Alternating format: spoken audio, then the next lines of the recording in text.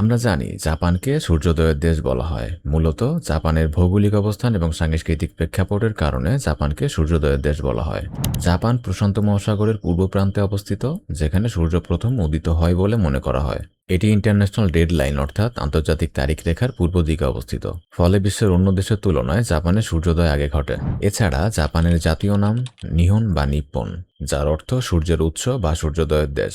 এই নামটি এসেছে চীনা দৃষ্টিকোণ থেকে, কারণ চীনের পূর্বে জাপান অবস্থিত, যেখানে সূর্য প্রথম উদিত হয়। তাছাড়া জাপানের পতাকা, যাকে বলা হয় হিনোমারু অর্থাৎ সূর্যের বৃত্ত, লাল বৃত্তটি উদীয়মান সূর্যকে নির্দেশ করে, যা জাপানের ডাকনাম সূর্যোদয়ের দেশ বা ল্যান্ড অব রাইজিং সান এর সঙ্গে সামঞ্জস্যপূর্ণ। সূর্য জাপানি সংস্কৃতিতে পবিত্রতা, সমৃদ্ধি এবং নতুন শুরুর প্রতীক হিসেবে বিবেচিত হয় এবং সাদা পটভূমি বিশুদ্ধতা, শান্তি এবং সততার প্রতিনিধিত্ব করে। তাই ভৌগোলিক এবং সাংস্কৃতিক কারণে জাপানকে সূর্যোদয়ের দেশ বলা হয়। আসুন কয়েক মিনিটে জাপানের 10টা ফ্যাসিনেটিং জিনিস সম্পর্কে জেনে আসা যাক। নাম্বার 1, চেরি ব্লসম বা সাকুরা। প্রতি বছর বসন্তের সময়ে অর্থাৎ মার্চ এপ্রিল মাসে সাকুরা অর্থাৎ চেরি ফুল ফোটে। এই সময়ে জাপানিরা হানামি উৎসব পালন করেন। হানামি অর্থ ফুল দেখা। পরিবার, বন্ধুবান্ধব বা সহকর্মীরা গাছের নিচে পিকনিক করে, তারা খাবার ভাগাভাগি করে খায় এবং ফুলের সৌন্দর্য উপভোগ করে। টোকিওর উয়েনো পার্কে 800টিরও বেশি চেরি গাছ রয়েছে এবং ওই এলাকায় অনেক জাদুঘর রয়েছে। এছাড়া সেখানে রাতের আলোর মাধ্যমে চেরি ফুল দেখার প্রথা রয়েছে, যাকে ইয়োজাকুরা বলা হয়। ইয়োজাকুরার জন্য টোকিওর নাকামিগুড়ের মতো জায়গা খুবই জনপ্রিয়। কিয়োটোর মারুয়ামা পার্কে রাতে আলোকিত সাকুরা এবং ঐতিহ্যবাহী চা ঘর রয়েছে। আওমরির হিরোসাকি ক্যাসেলে 2500টির বেশি চেরি গাছ রয়েছে এবং পাশাপাশি এখানে দুর্গের ক্যানেলে ভাসমান ফুলের পাপড়ির সৌন্দর্য উপভোগ করা যায়। নাম্বার 2-এ আসে সুমো কুস্তি। সুমো জাপানের প্রাচীনতম খেলাগুলোর একটি, যার ইতিহাস 1500 বছরেরও বেশি পুরনো। সুমো মূলত শিন্টো ধর্মের সাথে সম্পর্কিত এবং প্রাথমিকভাবে এটা দেবতাদের সম্মানে আয়োজন করা হতো। সুমো ম্যাচ একটি গোলাকার রিংয়ে হয়, যাকে দহিও বলা হয়। এই রিংয়ের মধ্যে দুইজন রিকিশি লড়াই করে। সুমো কুস্তিগীরদেরকে রিকিশি বলা হয়। তাদের লক্ষ্য হলো প্রতিপক্ষকে রিং থেকে বের করে দেওয়া বা মাটিতে ফেলে দেওয়া। তবে ম্যাচ শুরুর আগে তাদের একটা আচার অনুষ্ঠান হয়, যেমন ওই দহিও বা রিংটাকে পবিত্র করার উদ্দেশ্যে লবণ ছিটানো। এই দহিও বা রিংটাকে পবিত্র করার উদ্দেশ্যে লবণ ছিটানোর যে ব্যাপারটা, এটা দর্শকদের মুগ্ধ করে। পাশাপাশি রিকিশিদের মধ্যে অনেক র্যাঙ্ক থাকে এবং ওই র্যাঙ্কের মধ্যে সর্বোচ্চ যে র্যাঙ্ক, তাকে ইয়োকোজুনা বলা হয়। এই ইয়োকোজুনা রিকিশিদেরকে জাপানে সেলিব্রিটি হিসেবে বিবেচনা করা হয়। তবে ইয়োকোজুনা র্যাঙ্কে পৌঁছানো অত্যন্ত কঠিন এবং 2023 সাল পর্যন্ত মাত্র 73 জন এই র্যাঙ্ক পেয়েছে। নাম্বার 3-এ আসে শিন্টো মন্দির ও বৌদ্ধ মঠ। শিন্টো জাপানের আদি ধর্ম, যেটা প্রকৃতি এবং পূর্বপুরুষের উপাসনার উপর ভিত্তি করে গড়ে উঠেছে। পাশাপাশি বৌদ্ধ ধর্ম 6ষ্ঠ শতাব্দীতে চীন থেকে আসে এবং এটা শিন্টো ধর্মের সাথে মিশে একটা সিনক্রেটিক সংস্কৃতি তৈরি করে।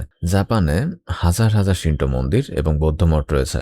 শিন্টো মন্দির বা জিনজা হলো জাপানের শিন্টো ধর্মের এমন উপাসনালয়, যেখানে কামি বা দেবতাদের আত্মাকে স্থাপন করা হয় বা তাদের কাছে প্রার্থনা ও আশীর্বাদ চাওয়া হয়। কিয়োটোর ফুসিমি ইনারি তাইসা মন্দিরে 10,000টির বেশি টোরি গেট রয়েছে, যা মূলত ব্যবসায়ী ও কৃষকেরা সমৃদ্ধির জন্য দান করেছেন। এই হাজার হাজার লাল টোরি গেট পাহাড়ের পথে সারিবদ্ধভাবে অবস্থিত, যা একটা অতিবাস্তব অভিজ্ঞতা দেয়। নারায় অবস্থিত তোডাইজি মঠে বিশ্বের বৃহত্তম ব্রোঞ্জ বৌদ্ধ মূর্তি রয়েছে, যাকে দাইবুৎসু বলা হয়। এই মূর্তিটি 15 মিটার উঁচু এবং 500 টন ব্রোঞ্জ দিয়ে তৈরি। মন্দিরের চারপাশে হরিণ অবাধে বিচরণ করে, যা নারার প্রতীক। নারার হরিণকে দেবতার দূত মনে করা হয় এবং এসব হরিণেরা পর্যটকের কাছ থেকে বিস্কিট খেতে ভালোবাসে, যাকে শিকা সিনবেই বলা হয়, যার অর্থ হরিণের বিস্কিট। তাছাড়া এসব মন্দিরে বেশ কিছু উল্লেখযোগ্য কালচার লক্ষ্য করা যায়। তার মধ্যে মন্দিরে প্রবেশের আগে তেমিজু অর্থাৎ হাত মুখ ধোয়া এবং প্রার্থনার জন্য ঘণ্টা বাজানো। পাশাপাশি ওমিকুজি অর্থাৎ ভাগ্য বলা কাগজ কেনা অন্যতম। 4 নম্বরে আসে জাপানি খাবার। জাপানি খাবার তার সরলতা, তাজা উপাদান এবং নান্দনিক উপস্থাপনার জন্য বিখ্যাত। খাবারের প্রথমে আসে সুশি ও সাশিমি। সুশি হলো ভিনেগারযুক্ত ভাতের সঙ্গে কাঁচা মাছ এবং অন্যান্য উপাদান, এবং সাশিমি হলো শুধু কাঁচা মাছের পাতলা টুকরো। টোকিও সুকিজি মার্কেটে তাজা সুশি পাওয়া যায়। নাম্বার 2-এ আসে রামেন। এই নুডলস স্যুপ বিভিন্ন অঞ্চলে বিভিন্ন স্টাইলে তৈরি করা হয়, যেমন হাকাতার টনকোৎসু রামেন। এটা মূলত শূকরের হাড়ের ঝোল দিয়ে তৈরি করা হয়। এছাড়া রয়েছে সাপ্পোরার মিসো রামেন বা টোকিওর শোউ রামেন। খাবারের তালিকা 3-এ আসে কাইসেকি। এটি একটি মাল্টি কোর্স ঐতিহ্যবাহী খাবার, যেখানে প্রতিটি কোর্স ঋতু অনুযায়ী তৈরি করা হয়। এটি জাপানি রন্ধন শিল্পের শীর্ষে অবস্থান করে এবং কিয়োটোর রেস্টুরেন্টগুলো কাইসেকির জন্য বিখ্যাত। খাবারের তালিকা 4 নম্বরে আসে ওয়াগাশি বা ঐতিহ্যবাহী মিষ্টি। ঐতিহ্যবাহী মিষ্টির মধ্যে মোচি বা মঞ্জু চা অনুষ্ঠানের সাথে পরিবেশন করা হয়। ফ্যাসিনেটিং জিনিসের মধ্যে 5 নম্বরে আসে অনসেন বা গরম ঝর্ণা। আগ্নেয়গিরির ভূমির কারণে পুরো জাপানে হাজার হাজার অনসেন রয়েছে। অনসেনের ইতিহাস মূলত হাজার বছরের পুরনো এবং এটি শিন্টো এবং বৌদ্ধ ধর্মের সঙ্গে জড়িত। সামুরাইরা যুদ্ধের পর বিশ্রামের জন্য অনসেন ব্যবহার করত। হাকোনে অনসেন রিসোর্ট রয়েছে যেখানে গোসলের সময় মাউন্ট ফুজির দৃশ্য উপভোগ করা যায়। কুসাৎসুতে উচ্চ তাপমাত্রার পানির অনসেন রয়েছে যেখানে গোসলের সময় ঐতিহ্যবাহী ইউমমি উপভোগ করা যায়। ইউমমি অর্থ পানি ঠান্ডা করার নাচ। এছাড়া বেপ্পুতে হেলস অব বেপ্পু নামে 8টি গরম পানির ঝর্ণা রয়েছে যা পর্যটকদের আকর্ষণ করে।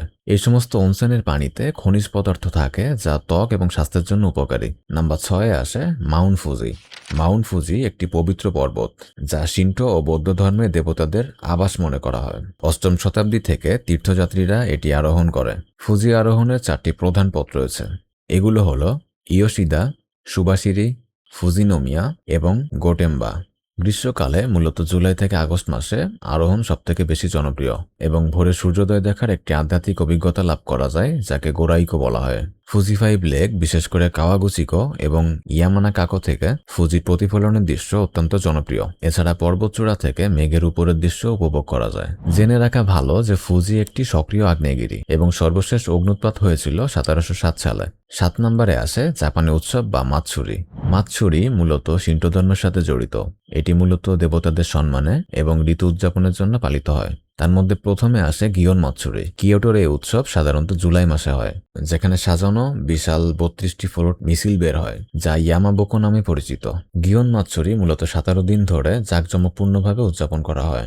জাপানি উৎসবের দ্বিতীয়তে আসে তেনজিন মাতসুরি। ওসাকার এই উৎসবে নদীতে নৌকা মিছিল এবং আতশবাজি দেখা যায়। এছাড়া উত্তর জাপানের অধিবাসীরা আওমরি নেবুতা উদযাপন করে থাকে, যেখানে বিশাল কাগজের লণ্ঠন দিয়ে তৈরি ফ্লোটে সামুরাই ও পৌরাণিক চরিত্রের চিত্র থাকে। পাশাপাশি অনেক মাতসুরি এখন পর্যটকদের জন্য আয়োজিত হয় এবং স্থানীয়রা সেসব অনুষ্ঠানে তাদের ঐতিহ্যবাহী ইউকাতা পরে অংশ নেয়। জেনে রাখা ভালো যে জাপানে প্রতি বছর প্রায় 3 লক্ষ মাতসুরি হয় এবং কিছু কিছু মাতসুরি শত শত বছর ধরে চলছে।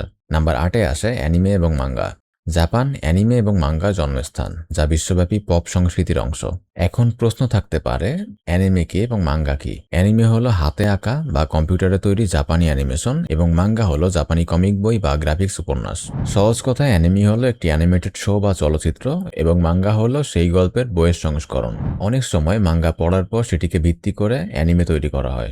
মাঙ্গার উৎপত্তি 1200 শতাব্দীর স্ক্রল থেকে, তবে আধুনিক মাঙ্গা এবং অ্যানিমে দ্বিতীয় বিশ্বযুদ্ধের পর জনপ্রিয় হয়, বিশেষ করে ওসামু তেজুকার অ্যাস্ট্রো বয়ের মাধ্যমে। টোকিওর আকিহাবারা এলাকা অ্যানিমে, মাঙ্গা এবং গেমিং পণ্যের জন্য বিখ্যাত। তাছাড়া এখানকার মেড ক্যাফেও জনপ্রিয়। পাশাপাশি স্টুডিও জিবলি, মাই নেইবার তোতোরো এবং স্পিরিটেড অ্যাওয়ের মতো ফিল্ম তৈরি করে বিশ্বব্যাপী খ্যাতি অর্জন করেছে। জিবলি মিউজিয়াম এবং জিবলি পার্ক ভক্তদের জন্য স্বর্গের মতো। তাছাড়া রয়েছে মাঙ্গা ক্যাফে। এগুলোতে মাঙ্গা পড়া, ইন্টারনেট ব্যবহার এবং রাত্রি যাপনের সুবিধা রয়েছে, যা ছাত্র এবং ভ্রমণকারীদের জন্য অত্যন্ত জনপ্রিয়। জেনে রাখা ভালো যে সারা বিশ্বে যত মাঙ্গা রয়েছে তার 40%ই জাপানে প্রকাশিত হয় এবং সাম্প্রতিক তথ্য অনুযায়ী অ্যানিমে বাজারের মূল্য 2020 সালে $24 বিলিয়ন ছিল এবং 2025 সালে এসে এটা $30 বিলিয়ন ছাড়িয়ে যাওয়ার সম্ভাবনা রয়েছে। এই বাজারে জাপানের অংশ 50% বা তার বেশি এবং বাকি অংশ আন্তর্জাতিক বাজার, বিশেষ করে চীন, উত্তর আমেরিকা এবং ইউরোপ থেকে আসে। ফ্যাসিনেটিং জিনিসের 9 নম্বরে আসে ট্র্যাডিশনাল টি সেরিমনি বা চাদো। চাদো 1200 শতাব্দীতে জেন সন্ন্যাসীদের মাধ্যমে জাপানে আসে। সেন নো রিকিউ 1600 শতাব্দীতে এটিকে একটি শিল্পরূপে রূপান্তরিত করেন। মেচা অর্থ গুড়া সবুজ চা। হোস্ট নির্দিষ্ট নিয়মে মেচা বা চা তৈরি করেন। পাশাপাশি গেস্ট যারা থাকেন তারাও নির্দিষ্ট ভঙ্গিমায় চা গ্রহণ করেন। কিয়োটোর উজি মেচার জন্য বিখ্যাত। ঐতিহ্যবাহী চা ঘর, যাকে চা শিৎসু বলা হয়, এগুলো মূলত কাঠ এবং বাঁশের তৈরি হয়ে থাকে। একটি পূর্ণ চায়ের অনুষ্ঠান 4 ঘন্টা পর্যন্ত স্থায়ী হতে পারে এবং সেখানে ওয়াগাশি বা মিষ্টি পরিবেশন করা হয়। ফ্যাসিনেটিং জিনিসের 10 নম্বরে আসে হাইটেক শহর ও ঐতিহ্যের সমন্বয়।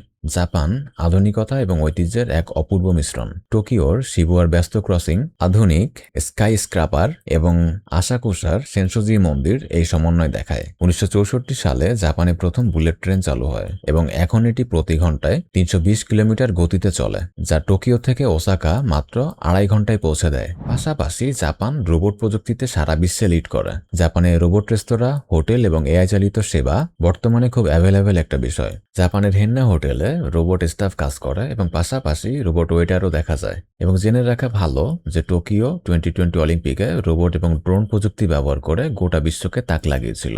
এটাই ছিল মূলত জাপানের 10টা ফ্যাসিনেটিং জিনিস। তো দ্যাটস ইট, ইনশাল্লাহ দেখা হচ্ছে পরে কোনো ভিডিওতে। Till then take care and good by.